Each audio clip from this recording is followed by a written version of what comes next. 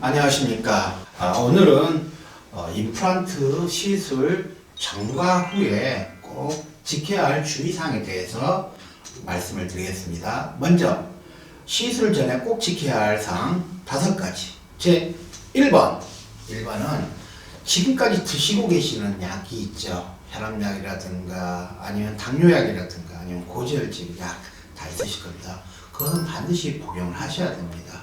간혹 가다가 당뇨가 있으신 분들이 당뇨약을 안 먹거나 또 아침 식사라든가 식사를 안 하시고 오신 분들이 계세요. 그럼 절대 안 됩니다. 왜냐하면 저혈당 쇼크에 빠지면 생명에 지장이 있을 정도로 좋지가 않습니다. 두 번째는 요즘 아스피린 많이 드시죠. 건강을 위해서. 또는 심혈관계 질환이 있으신 분들은 그 혈류량을 증가시키는 그런 약들을 드시고 계신데요.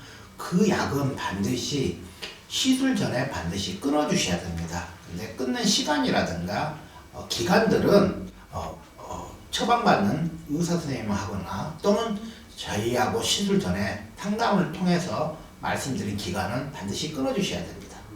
그 다음 셋, 요즘 여성분 중에서 폐경기 이후에 골다공증 약을 많이 드신 분들이 계세요. 그런데 골다공증 약 중에서 특별한 성분을 가지는 약이 있습니다. 그 약을 복용을 했을 때는 임플란트 시술할 때 부작용이 되게 심하게 나타나는 경우가 많습니다. 다시 말해서 뼈하고 임플란트가 안 붙거나 아니면 염증이 안 나는 그런 경우가 있습니다. 그래서 반드시 끊어주셔야 하는데 보통은 자기가 약을 먹고 그 같은 계통의 약이라면 3개월 정도는 꼭 끊어주셔야 됩니다. 그래서 그것은 골다공증 약 드신 분들은 꼭 그것을 생각을 하셔야 됩니다. 그 다음에 네 번째, 흡연입니다. 반드시 금연을 꼭 하셔야 됩니다. 최소한 일반적인 수술은 일주일 정도는 반드시 금연을 해주셔야 됩니다. 그리고 특별하게 특수하게 상악동 거리식술을 하는 경우에는 보통 한 달 정도가 저희가 꼭 해주시라고 말씀을 드립니다. 그 다음에 마지막으로 5번째, 기본적으로 이 수술을 할 때는 이 메이크업을, 특히 여성분들은 메이크업은 아주 간단하게만 해주시고 남성분들은 꼭 면도를 꼭 해주셔야 됩니다. 그것은 저희가 수술할 때 얼굴을 소독하거든요. 근데 그 소독할 때 그것 때문에 감염이 되거나 위생 상태가 안 좋아질 수 있습니다. 그래서 그것은 꼭 지켜주시기 바랍니다. 다음으로 임플란트 수술 후에 꼭 지켜야 할 5가지에 대해서 말씀을 드리겠습니다.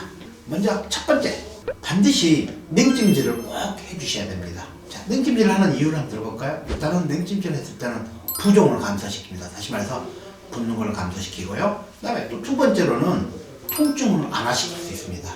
통증을 완화가 되고요. 그 다음에 그런 장점들이 되게 많습니다. 그래서 반드시 냉찜질은 꼭 해주셔야 됩니다. 그 다음에 두 번째는 저희가 처방된 약을 꼭 드셔야 됩니다. 그리고 저희가 3일분을 처방했을 때는 3일분을 꼭 드시고 5일분을 처방하면 꼭 5일분을 드셔야 됩니다. 왜냐면 상태에 따라서 저희가 그것을 처방을 해드리기 때문에 꼭 그걸 하셔야 됩니다. 그 다음에 세 번째입니다.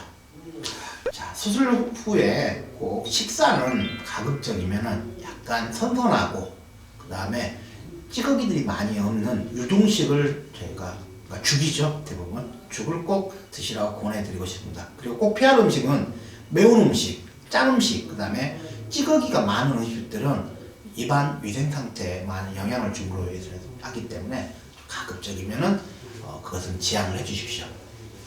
네 번째, 입안에 수술을 했으니까 가장 하실 게 뭐죠? 구강청결입니다. 수술 부위는 가급적이면 칫솔질을 안 하시는 게 좋고요.